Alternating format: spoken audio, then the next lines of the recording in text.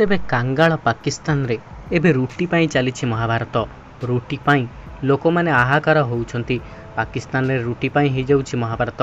आमको रुटी दियो नहले राष्ट्रपति को पिटिबु बोली लोक मैंने कहउछंती। तेबे पाकिस्तान बहुत दुर्दिन भितर गति करुछि।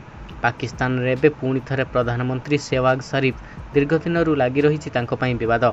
आसिफ अली जटाधारी हेबे राष्ट्रपति। पाकिस्तान पाई एक बहुत बड़ विषय। यह पूर्वर मध्य पाकिस्तान राजनीतिक रे अनेक विवाद देखा जाइछि। कारण पाकिस्तान अर्थनीति बहुत दुर्बल हो पड़ी एवं पाकिस्तान लोक मैंने आउ खाइबाकु पाई नाहांती। पाकिस्तान रे जेपरि चलनी हेबा कथा सेपरि आउ नाही। पाकिस्तान रे कौनसी फ्री स्कीम लोक मानक मिलु नाही एवं कौनसी सहायता लोक मानक पाखरे पहुँची पारु नाही। कारण पाकिस्तान पाखरे आउ टंका नाही। पाकिस्तान रो पीपुल्स पार्टी और मुस्लिम पार्टी मेंट सरकार गठन करने को जाउछि। एथिरे प्रधानमंत्री हेबे शहबाज शरीफ।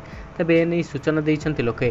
तेबे देशर लोक मानक सुविधा असुविधार सुजोग जोगाई देबा पई से प्रतिश्रुति देइछंती। किंतु लोक माने रुटी पाई एबे संघर्ष करुछंती। दीर्घ दिनर अपेक्षा पर लोक माने पुणी सरकार को विरोध करुछंती। एहा सुनिबा परे पाकिस्तान जनसाधारण बहुत खुशी हो जाइथिले जे शहबाज शरीफ जदि राष्ट्रपति हुअंती तेबे बहुत उन्नतिमूलक कार्यक्रम करा जिवो। तेबे से राष्ट्रपति हेला परे मध्य लोक मानकर कौनसी दुख दुर्दशा दूर होला नहीं।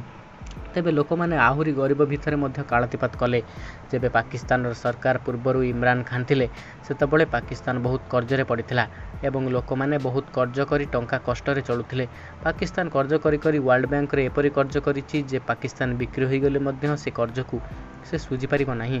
तेबे पाकिस्तान लोक माने आज हाहाकार हेउछंती। पाकिस्तान भितरे दरदाम बहुत वृद्धि घटी जहाद्वारा साधारण सामग्री बहुत दर मध्य होइछि। लोक माने किनिबा को बहुत असुविधा प्रकाश करुचंती एवं लोक मानक पाखरे आउ टंका नाही। तेबे लोक माने एबे रुटी पाई मध्य संघर्ष करिलेनी। लोक माने कहउचंती जदि हमकु ठीक टाइम रे खाइबा न मिले तेबे पाकिस्तान सरकार को भी हत्या करिबु बोली कहउचंती।